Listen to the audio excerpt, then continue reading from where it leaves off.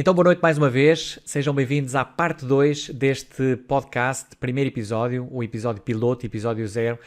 Temos aqui connosco como nosso convidado José Manuel Sacramento. Já falámos de uma série de assuntos muito interessantes, assuntos muito geeks na área da endodontia, já falámos da sua evolução dentro da área da especialidade, quais é que foram digamos, os vários passos e da sua trajetória. Inclusivamente também já discutimos aqui algumas questões mais voltadas qual é o perfil do colega que deve ir para a área da endodontia. Portanto, sem dúvida nenhuma, uma conversa que eu acho que vai ser muito interessante, inclusivamente para os mais novos que estão a tentar procurar um bocadinho o seu próprio trajeto. E, portanto, nesta segunda parte, nós vamos retomar a conversa. Eu vou passar aqui... já temos aqui o Zé, já com uma indumentária nova, no mesmo local, apesar de estarmos a gravar num dia diferente. O facto de ser um episódio piloto permite-nos fazer isto, num episódio que nós venhamos a fazer nos futuros episódios do The Late Night Endo Talk Show. Acaba por não ser possível, ou provavelmente a gente não vai fazer gravações em dias diferentes, vai ser uma gravação seguida, mas de qualquer das maneiras, como estamos a fazer isto via online, torna-se muito mais fácil. Zé, bem-vindo outra vez. Ora, muito boa noite a todos, então. Mais uma vez, Rui, cá estamos nós nesta jornada. Vamos lá ver como é que isto corre. Vai correr bem, de certeza absoluta. A primeira parte correu lindamente e esta segunda parte nós basicamente acabámos por protelar um bocadinho os dias, porque tínhamos vontade, e eu queria incluir também neste episódio do podcast. É uma coisa que são rúbricas que eu gostava de incluir também nos podcasts que venha a realizar com outros futuros convidados na área da endo e não só. A possibilidade de conhecer um bocadinho mais do background dos colegas, especificamente conhecer um bocadinho da sua clínica, ter a possibilidade eventualmente que os nossos convidados possam partilhar um caso clínico ou possam partilhar alguma curiosidade dentro da sua área de especialidade, e no caso o Sacramento trouxe-nos um caso muito, muito giro que ele vai ter a oportunidade de comentar à medida que o caso for passando. Mas antes disso, Zé, eu se calhar convidava-te a ti e a todos a ver o vídeo que tu me enviaste, que entretanto eu também fiz uma pequenina edição, incluí mais algumas imagens que tu me mandaste também, e que no fundo é uma explicação de como a tua clínica funciona e qual é que é basicamente o teu workflow, que eu achei que era bastante interessante, até para quem eventualmente acaba por ter curiosidade em saber qual é a mecânica, qual é a logística numa consulta especializada na área da endodontia, e nesse aspecto acho que o teu vídeo acaba por ajudar bastante. E no final, eventualmente, tu até acrescentas ou dás algumas dicas que eventualmente possam não ter passado suficientemente claras. Então vamos lá.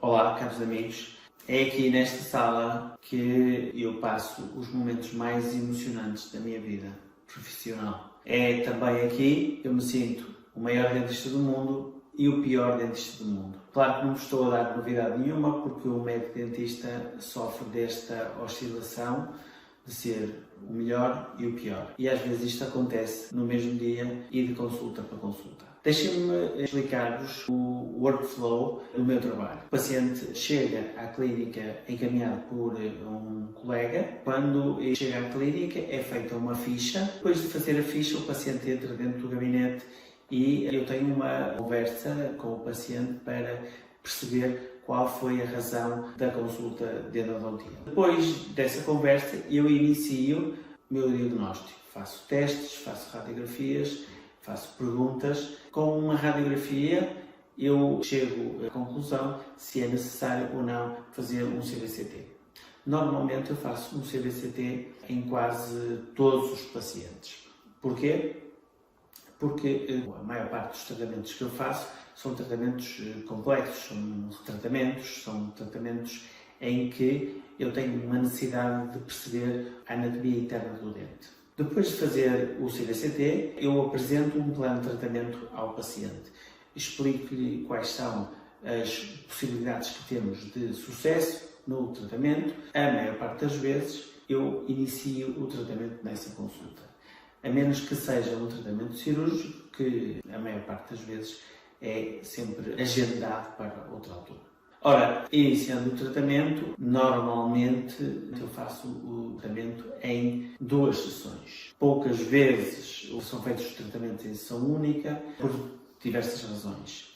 Uma das razões principais é a complexidade do tratamento. Os tratamentos que chegam aqui são tratamentos complexos, mas sempre que é possível eu faço o tratamento em sessão única, quando são tratamentos menos complexos. Dentro do gabinete existem basicamente duas áreas de atuação. A minha, que é esta zona aqui, em que apresento já um dos meus amigos aqui nesta sala, que é o meu microscópio, e portanto esta é a minha zona de atuação. Eu tenho um microscópio, tenho aqui uma câmara fotográfica que também faz vídeo e que eu utilizo essencialmente o vídeo. Esta máquina fotográfica tem um pequeno ecrã que me serve para eu centrar a imagem do microscópio. Aqui do meu lado esquerdo, a minha assistente tem toda aquela zona de trabalho onde se encontram todos os meus gadgets endodônticos. O motor, que está aqui, o sistema de obturação, ali um aparelhinho para aquecer o hipoclorito, todos os materiais, todos os instrumentos endodônticos que estão daquele lado. Eu apenas trabalho aqui. Depois de acabar o tratamento, se for por tratamento em que eu já finalizei, nós damos aqui uma série de conselhos ao paciente, no sentido de perceber que um tratamento endodôntico é um tratamento que a maior parte das vezes pode causar algum desconforto ou até dor e, portanto, o paciente é informado dessa condição, pode sofrer durante alguns dias. O paciente também é ensinado a lidar com essa dor, portanto, não usar o dente para mastigação, leva também uma receita com anti-inflamatórios e, no fim, também lhe aconselho, se às vezes for necessário, depois ligar à clínica e entrar em contato comigo para se houver algum problema. Esta clínica, que nasceu em 2011, tem como duas grandes mais-valias que serviram para este projeto, que foi o microscópio, trabalhar com o microscópio e ter o suporte do CBCT. Foi, digamos, estes dois pilares que serviram de suporte a este projeto. Espero que tenham gostado e que de alguma forma vos possa inspirar este meu método de trabalho. Ótimo vídeo, acho que deixaste tudo muito, muito bem explicadinho no que diz respeito ao teu workflow. Sem dúvida nenhuma, houve ali alguns aspectos que eu achei particularmente curiosos, nomeadamente a questão de tu dizeres que maioritariamente fazes mais do que uma sessão, digamos que numa época em que se fala tanto na sessão única, etc., e às vezes os colegas, inclusivamente mais novos, ficam um bocadinho espantados, até porque nós somos defensores da endodontia em sessão única e de repente as pessoas ficam a saber que a maioria dos casos na tua clínica não são feitos em sessão única e se calhar ficam um bocadinho espantados, mas afinal, porque é que ele não faz em sessão única? Se calhar não será melhor fazer em sessões múltiplas, como ele faz, etc. Mas na realidade eu acho que tu acabas por explicar exatamente o que é que se passa, não é? Mas não sei se eventualmente queres acrescentar alguma coisa relativamente a isso. Sim, claro. É assim, os casos que nós tratamos são casos mais complexos e esses casos têm algumas limitações. Ou seja, por exemplo, num caso em que a anatomia seja uma anatomia complexa, é evidente que é muito mais difícil nós terminarmos em sessão única. Num caso em que haja complicações endodônticas, como por exemplo um instrumento fraturado ou uma perfuração ou um falso trajeto ou um degrau, é muito difícil terminar em sessão única. Portanto, a maior parte dos casos termino em 2 sessões. Quando acontece um caso mais complexo, depois às vezes tem que ir a 3 sessões. A 3 sessões. Ou seja, no fundo, a ideia que tu estás a passar, nós temos a mesma escola e acabamos por defender um bocadinho as mesmas coisas, é que não é tanto uma questão de ser uma decisão biológica, é mais uma questão, uma decisão mais logística, no que diz respeito ao fator tempo, que acaba por ser um bocadinho o que limita, Claro. sobretudo nestes casos mais complexos, em que temos tantos procedimentos, tantas etapas para percorrer, que acaba por ser praticamente impossível fazer em sessão única, não é? E acabamos por ser mais prático e mais lógico até mesmo para o paciente, não é? Para o conforto do nosso paciente. Deixa-me só dizer-te, eu reservo sempre 1h30 para cada sessão e quando eu decido ou quando vejo que é possível terminar em sessão única, se for, por exemplo, o molar, às vezes sinto um bocadinho aquela pressão de Exatamente. terminar e com a experiência que acho que isso não é joga muito bom. Contra, não é? Joga contra. Joga Essa contra. pressão E joga muitas contra. vezes nós pensamos que o caso é fácil e que temos tudo para acabar e na obturação acontece qualquer Eu acho que isso até complicação. é um excelente conselho que tu podes deixar Portanto, a quem nos acompanha, porque de facto muitas vezes nós temos aquela noção que se calhar vai dar para fazer, até marcamos um período de tempo a pensar em fazer em sessão única e depois as coisas podem se complicar, não é? E quando existe essa pressão interior e até inclusive pressão da agenda de fazer em sessão única, isso depois pode levar a que as coisas não sejam feitas se calhar com a qualidade ideal, não é? Exato, como tu e eu e outros colegas que recebemos pacientes de outros lados do país, muitas vezes acontece que pacientes que vêm de zonas que são mais longe, Sim, às exatamente. vezes há essa pressão de nós querermos fazer o tratamento em sessão única e às vezes o que acontece é que temos mesmo que abortar a sessão única porque não estamos a fazer o tratamento ou que não temos as condições para o fazer. Sim. E, portanto, ou se calhar para o fazermos teríamos que estar a aligeirar se calhar determinadas fases, etc. O que obviamente nós sabemos que clinicamente não é correto. Já aconteceu situações em que fiz a obturação e tive que remover tudo porque não estava bem e, portanto, o tempo já não era suficiente. Há uma série de variantes que às vezes é preciso pesar bem se vale a pena e que ou às não. vezes não são fáceis de contabilizar no início, não é? Exatamente. Claro, há sempre aqueles imponderáveis. Certíssimo. Zé, olha, gostei muito de ver o vídeo da tua clínica.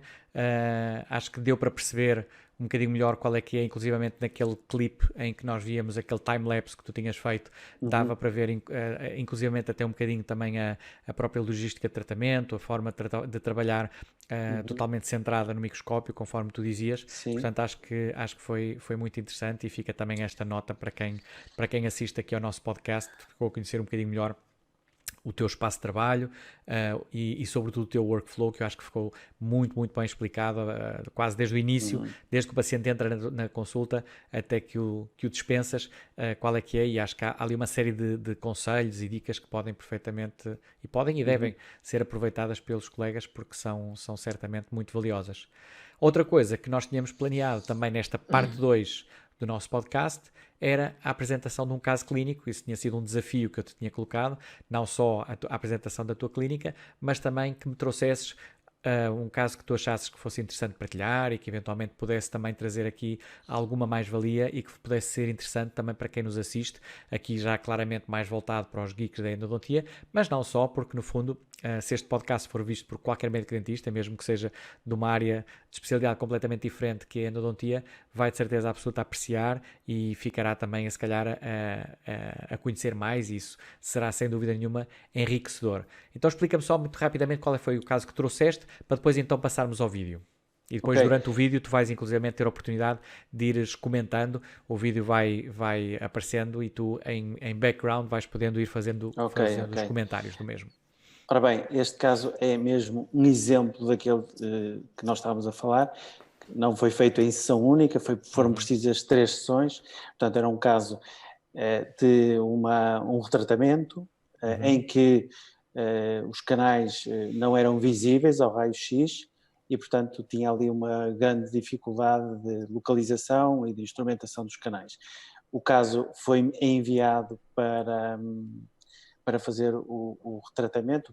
Já tinha um tratamento inicial que não tinha sido, não cumpria os critérios do tratamento endodôntico moderno que nós advogamos, e portanto eu posso dizer que quando recebi o caso, foi daqueles casos que eu pensei assim, bem, isto vai ser muito complicado, muito complicado, e foi algo complicado, mas pronto, consegui, acho que um bom resultado, pelo menos a nível radiográfico, consegui um bom resultado e agora espero que com o tempo as coisas comecem a melhorar, pelo menos acho que tem condições para... Eu acho que é um caso muito bonito e acho que está toda a gente já com alguma ansiedade em ver, então nessa altura eu vou pôr aqui o caso clínico, ele vai rolar e tu vais podendo intervir sempre que quiseres, à medida que o caso for dando, podes ir fazendo as explicações e fazendo os teus comentários. Eu também, se não te importares, vou se calhar também fazendo aqui alguns comentários adicionais e vamos discutindo um bocadinho à medida que o caso se for desenrolando.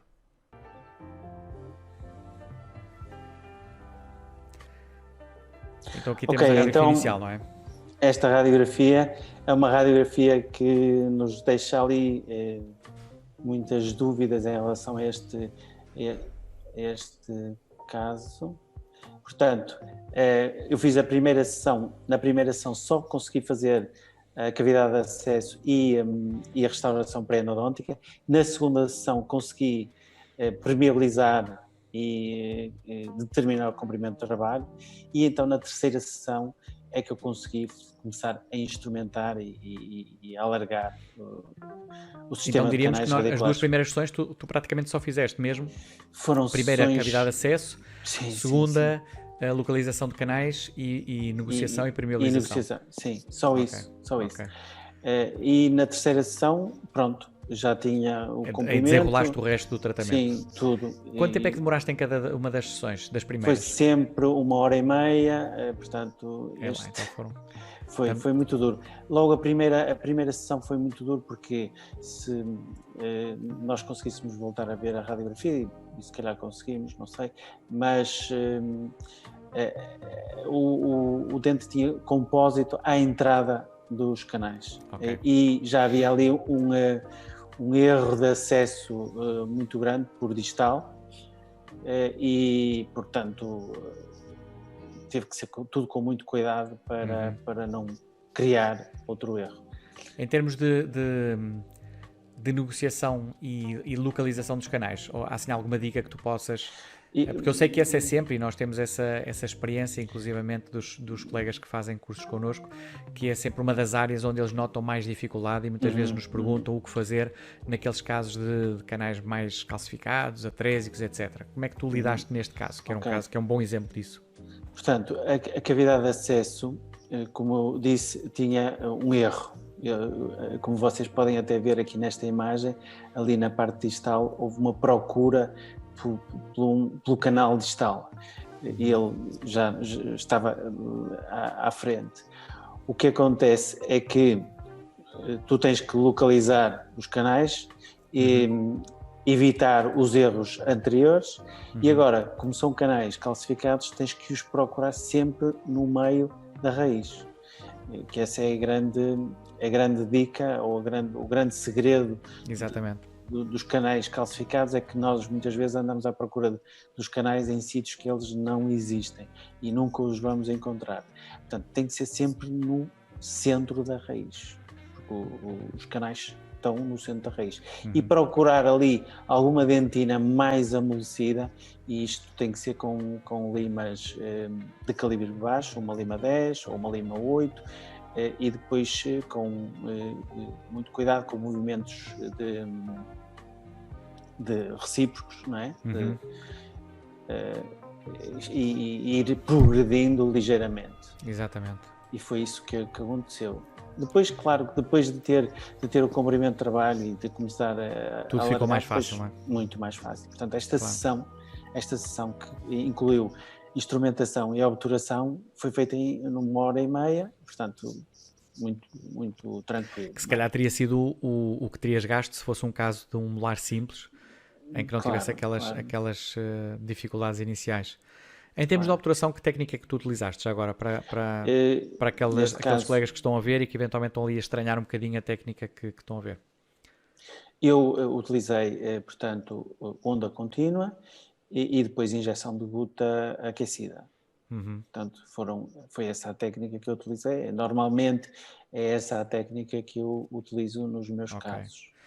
E agora neste momento terminaste a alteração dos canais e estás a fazer a O colocação de algum o material adesivo. selamento intracoronário. Ok. Eu sou um adepto do selamento intracoronário, não só do selamento intracoronário, mas como refazer as restaurações prévias, ou seja, um dente que traz uma restauração, para mim, é sempre um dente que devemos desconfiar.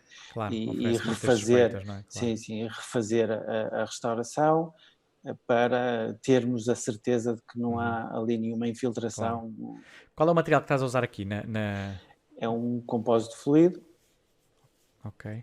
Para selar, portanto, a entrada dos canais. Eu, às vezes, também utilizo um ionómero, o Viterbond, também é um material que eu costumo utilizar, pelas características desse material, apesar dele não ser um ionómero completamente, por ter carga, não é puro, Claro. não é um ionómero puro, mas é um material que eu também costumo utilizar. Tu neste caso tiveste a necessidade de fazer alguma restauração periodontica? Ou... Eu fiz a restauração periodontica, a parede... Que foi na primeira sessão. Ou seja, quando tinhas dito que tinhas feito o acesso, essa parte também acabou por estar incluída nessa primeira parte. Ou seja, na primeira consulta fizeste remoção da restauração antiga... Sim, e depois, pronto. E o acesso endodôntico propriamente dito. Eu agora estou a utilizar muito este material, que é o ionómero, para a restauração provisória. Tu colocaste ali uma bolinha de Teflon, correto? Teflon, à entrada dos canais. Dos canais. Sim, acima para o médico dentista. Sim. Para o médico dentista, depois não sei qual é o tipo de restauração que ele vai utilizar, para depois ser mais fácil para remover aquela restauração provisória. Exatamente. Muito bem, então vamos voltar aqui à conversa.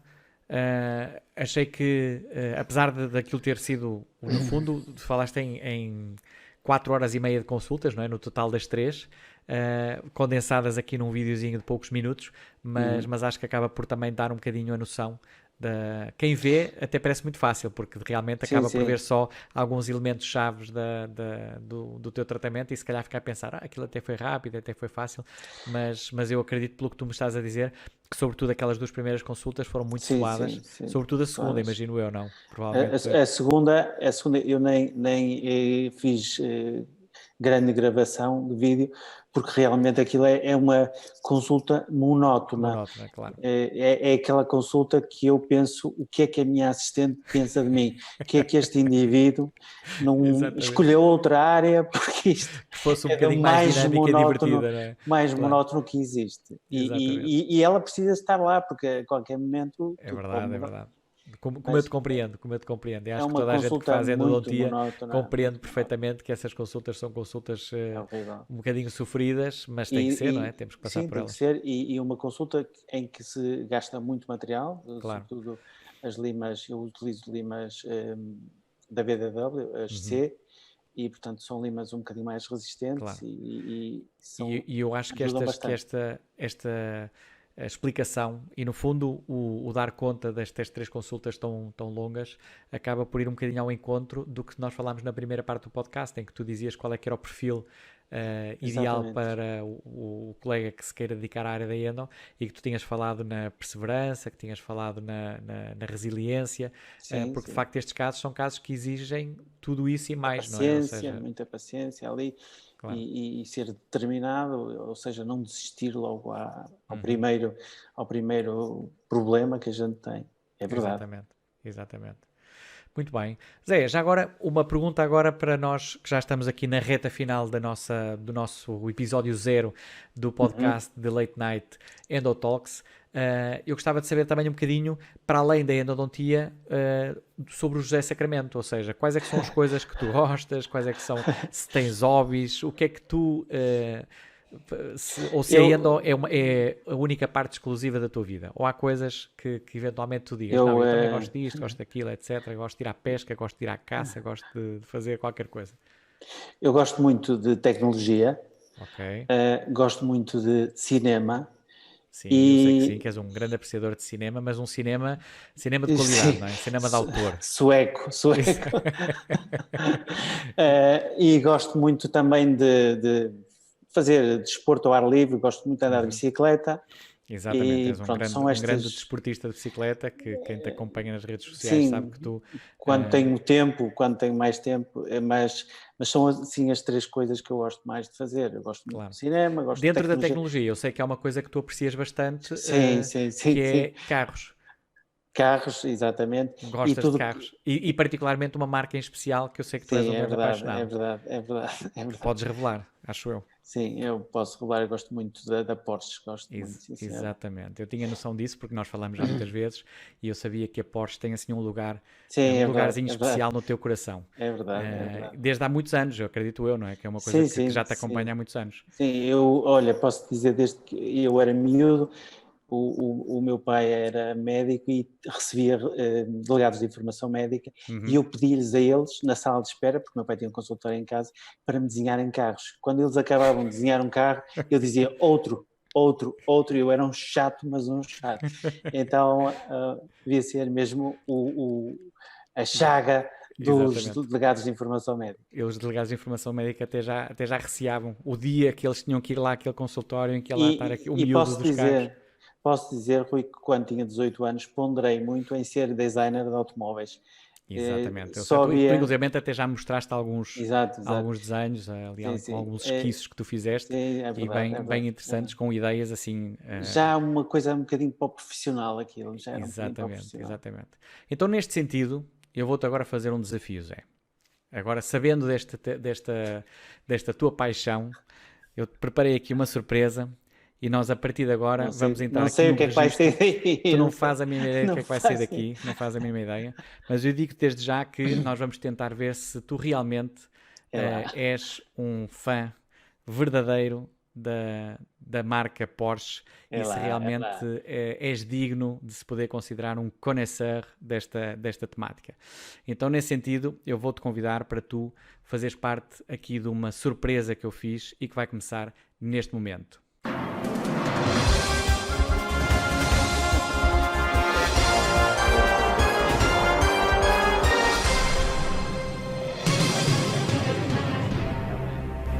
Muito bem, Zé, muito bem. Estás preparadíssimo para ver se tu realmente és aqui um fã da Porsche?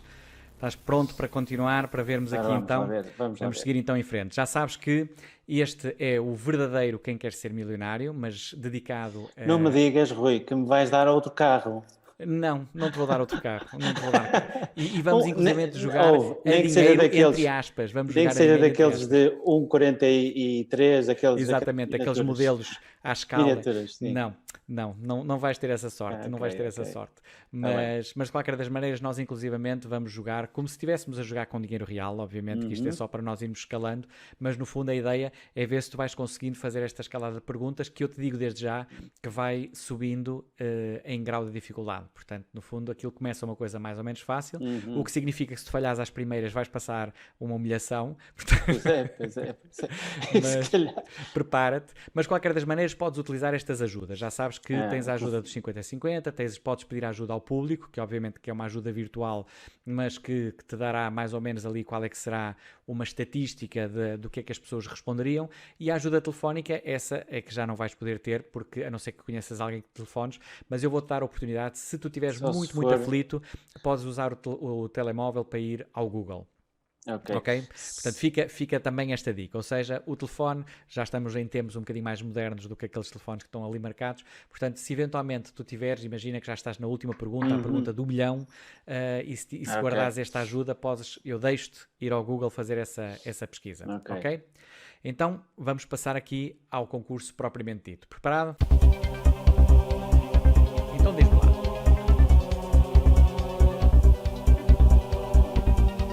Deixa-me só tirar aqui as nossas imagens da frente.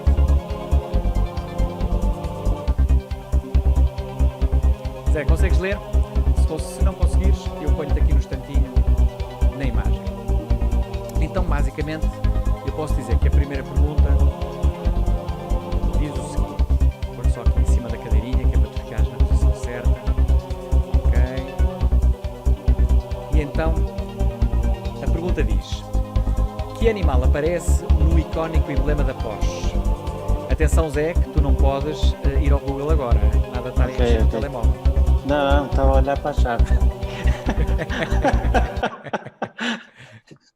Portanto, vê lá isso. Mas mesmo assim não sei. Ora, vamos lá ver. Diz Então, lá, vá. Rui. Não Diz olhes lá. para a chave.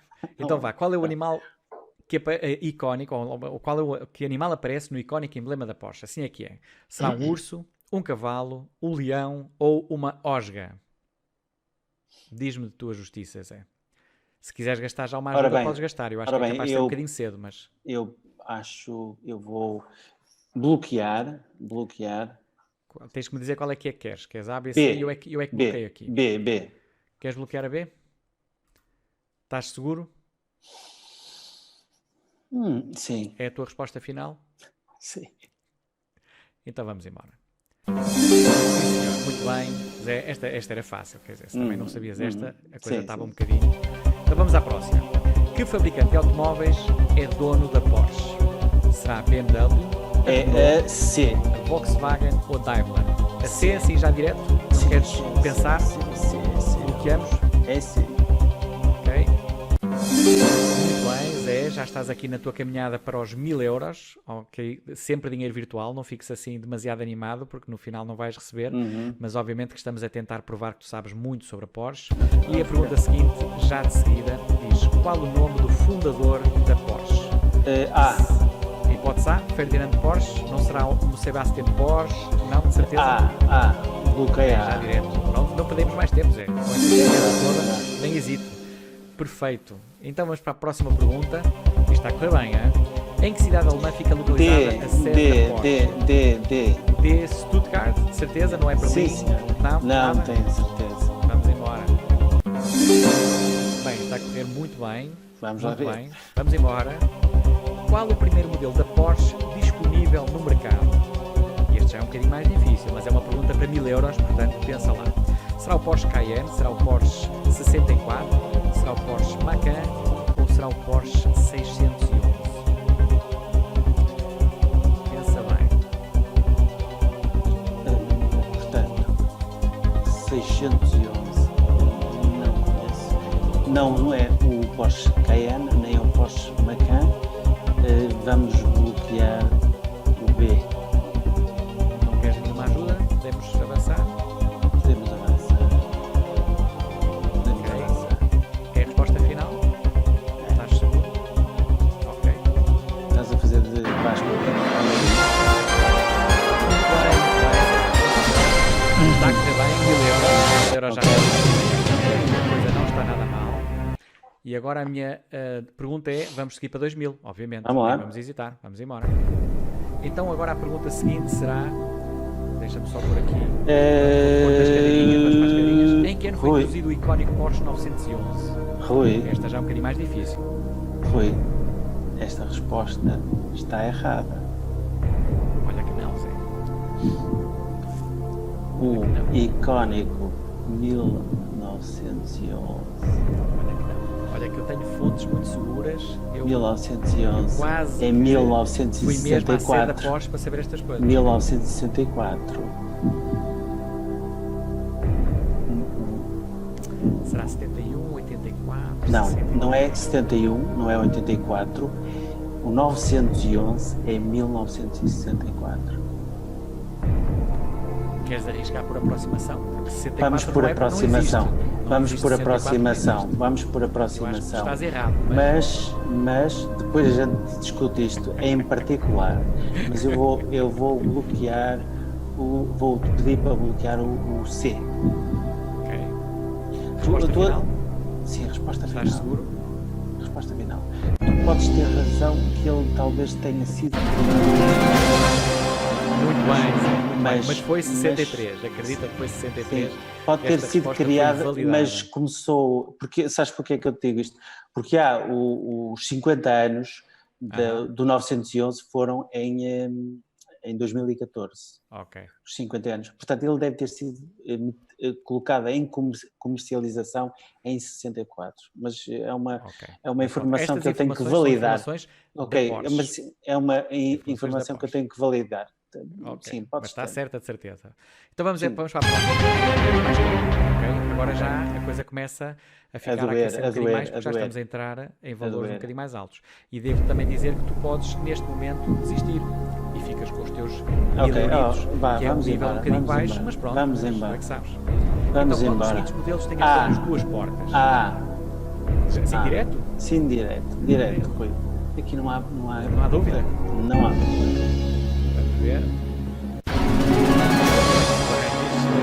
Excelente. Já estás a dar aqui mostras de que realmente já estás num nível de conhecimento. Eu estou a gostar muito disto. Vamos lá.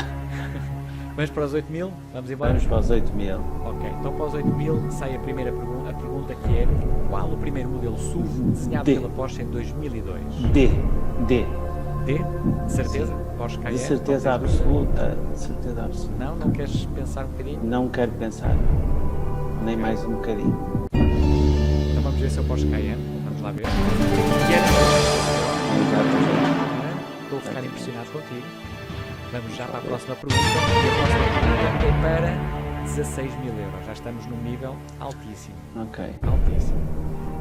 Qual dos seguintes modelos não estava disponível para venda na década de 90? Aqui vais ter que puxar pela tua memória e aqui a pergunta já começa, também já estamos no nível alto. Terá sido o Porsche 944, o Porsche 968, o Porsche 911 ou o Porsche 996? Ok. Aqui, mais difícil. Aqui temos... não estava disponível na década de 90. Poderia ter estado na década de 80 ou de 70 ou eventualmente mais recente. Ok. Mas na década de 90 não estava disponível para venda. Ok. O 944 estava, o 911 também estava. Portanto, são estes dois, o 968 e o 996. O 996 é um Porsche de 2000, por aí. Portanto... Eu lembro de dizer que tu ainda tens as ajudas, né? Sim. Podes eventualmente... Poderás eventualmente querer guardá-las para as perguntas mais difíceis que ainda vêm aí, mas eventualmente pode fazer sentido. Sim. Mas eu deixo-te, tu já mostraste que percebes muito do assunto, portanto eu vou-te deixar à vontade. Eu vou bloquear, portanto, qual dos seguintes modelos não estava disponível para venda na década de 90? Eu vou te dizer o D996. Porsche 996 não estava disponível. Sim. Eu vou bloquear então o D. E esta é a resposta final? Porque o Porsche 996 é o 911, mas é o modelo mais recente. Portanto, eles têm uma denominação também. Ok? Ora vá. Podemos arriscar então? Vamos? Eu acho que sim. Confirmas? Confirmo. Bom, vamos ver então. Eu gostava muito que tu acertasses. Mas infelizmente não era. Infelizmente não era. Vamos ver qual era a resposta certa. Era mesmo o 911. Não estava disponível na década de 90. Era mesmo o 911. Infelizmente, tu aqui baqueaste. Mas, não obstante, fizeste um excelente percurso e devo-te dizer que, não tendo chegado às perguntas de milhão, mesmo assim acho que fizeste uma prestação que foi muito interessante.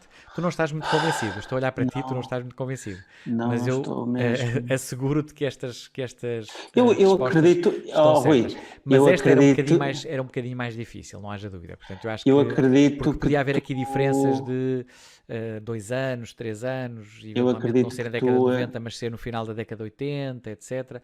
Portanto, esta pergunta tinha de facto algumas. Não diria que fosse uma eu não, ratoeira, mas era difícil. sabes quem é que eu não vou conseguir calar? O Mota.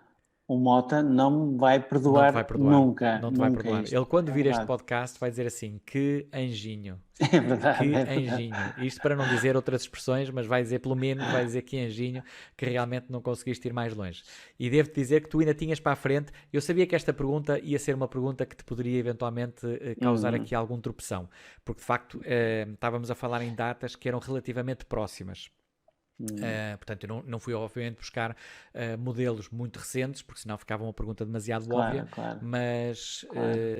de qualquer das maneiras, eu acho que até à frente desta, tu poderias eventualmente encontrar perguntas que te permitiriam seguir, porque eu já percebi que tu conheces bastante sobre a marca e seguramente ias Não, conseguir sabes chegar qual é o lá. problema? É que os Porsche 911 têm outros, o mesmo modelo, o mesmo, Uhum. porque A mesma numeração, não é?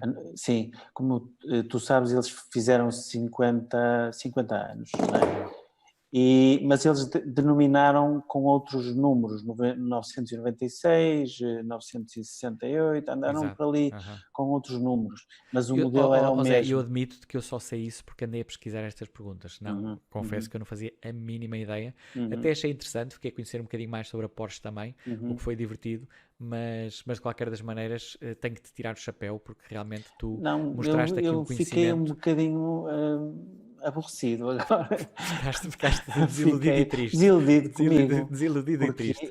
Mas não fiques, eu não hoje fiques vou fazer porque um se, hands-on da Porsche, de certeza. exatamente, eu acho que sim. Vais fazer assim com uns cartõezinhos, agora É uns verdade, treinos tipo é trivia, verdade. Não, mas foi mas muito engraçado isto. ótimo. E se reparares, tu afinal vais sair com um valor que não é o valor Ok. esperado, obviamente, porque não conseguiste alcançar aqueles níveis mais altos, mas eu acho que já que deu para provar que nesta tua caminhada, esta escalada que tu fizeste, deu para ver que tu realmente tens um conhecimento profundo na área da Porsche Ok, ok. e sem dúvida, e eu depois até posso partilhar contigo as outras perguntas que tinha, Sim, que já a agora em pergunta do privado a milhão. gente até pode fazer aqui A pergunta do milhão. fazemos aqui mais uma vez Ok, ok. o Who Wants to Be a Não, foi Porsche Fan. muito engraçado. Ainda bem que gostaste, porque pronto, eu sabia que isto era uma coisa que tu apreciavas e que ias dar luta, porque eu sei que tu conheces bastante dentro desse nível. Portanto, Zé, olha, neste momento nós estamos mesmo a chegar aqui ao fim do nosso The Late Night Endo Talks, episódio 0, um episódio piloto, devo-te dizer que foi um prazer enorme ter estado à conversa durante esta, que eu já nem sei muito bem quanto é que vamos, mas já devemos ir à vontade, quase se Foi calhar duas em 2 horas horas. de podcast à vontade, mas quem tiver paciência para nos ouvir, que nos ouça, e obviamente que serás sempre bem-vindo, se quiseres eventualmente, provavelmente a gente depois vai chegar a um ponto em que vai começar a dar a volta Ok, e ter-te-ei como convidado novamente para falarmos de outros assuntos, de outras ok, situações e para eu te fazer outra vez, se calhar um novo quem quer ser um Porsche fan ok, para ver se tu ok, à segunda consegues chegar à meta do milhão. ok. Muito obrigado, Rui. Também me quero despedir de todo a nossa audiência e muito obrigado por este momento muito interessante e muito agradável. Obrigadíssimo, Zé, mais uma vez. E bom, chegamos ao fim aqui do nosso primeiro episódio, episódio 0 do podcast de Late Night Endo Talks. Espero que tenham gostado. Se gostaste, não te esqueças de deixar o teu like neste vídeo, de subscrever aqui o canal, porque obviamente que nós vamos ter mais conteúdos e mais entrevistados e mais convidados que vão partilhar aqui um bocadinho também do seu background endodôntico e mesmo não endodôntico, porque vamos ter convidados não só portugueses como também de outros países. Portanto, obviamente que a tua participação será absolutamente fundamental, e se quiseres deixar um comentário, ficaremos muito satisfeitos, porque obviamente que isso acaba por ser também uma forma de nós medirmos um bocadinho qual é que é a apreciação que vais tendo destes conteúdos e do valor que eles podem ter para ti. Portanto, sem mais, despeço-me, desejo-te boas endos e vemo-nos no próximo The Late Night Endo Talks. Até à próxima.